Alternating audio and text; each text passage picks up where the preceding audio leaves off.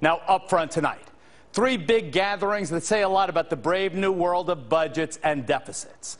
First in Washington, the nation's governors trying to figure out how to balance their battered budgets in the face of labor unrest and a taxpayer revolt. And speaking of those taxpayers, in Phoenix today, Tea Partiers packing the convention center, demanding that government and taxes be cut down to size, and promising to promote only candidates willing to wield the budgetary axe. While back in Wisconsin, today's was the largest pro-union rally yet in the cold and snowy state capital, where well more than 70,000 showed up to again voice their displeasure with legislation that will gut the state's once powerful public unions.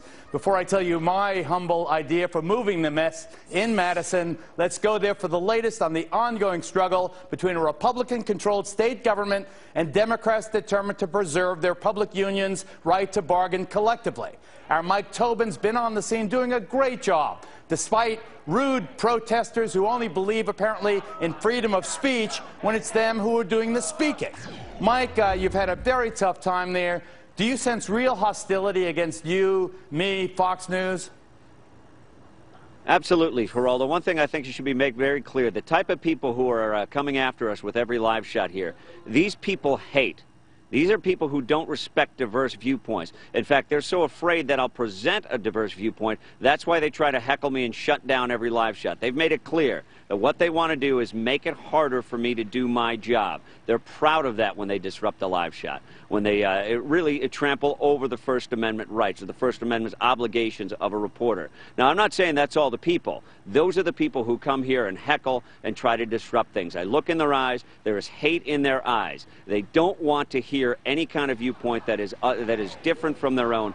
That's why they do what they do, Geraldo. And the sickest thing, Mike, is that many of them, I'm sure, go to the University of Wisconsin there or are affiliated as teachers or some other positions with the university, supposedly a liberal bastion committed to the Bill of Rights in the United States, and yet they're using bullying tactics on the one hand and then this gross interruption of a reporter trying to do his job on the other. But let me ask you, Mike, is there a sense, do you have a sense, having covered the whole arc of this very important story, that the momentum is shifting one way or the other?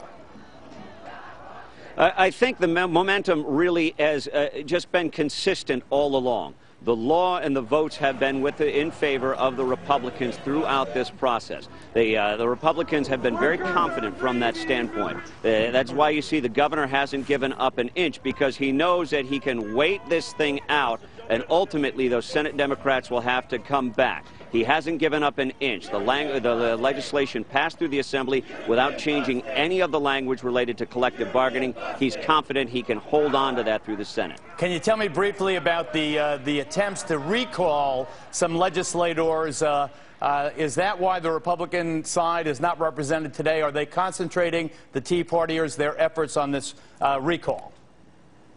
There are three different districts that the Tea Partiers went out to today because they're focusing on three different state senators. They believe they can be successful in mounting recall efforts against them. All right, Mike, we'll continue to watch again, buddy. You know, I'm a big fan. You're doing a hell of a job despite some really tough situations. Sometimes it's not just war zones that are tough for us. Okay, with us now to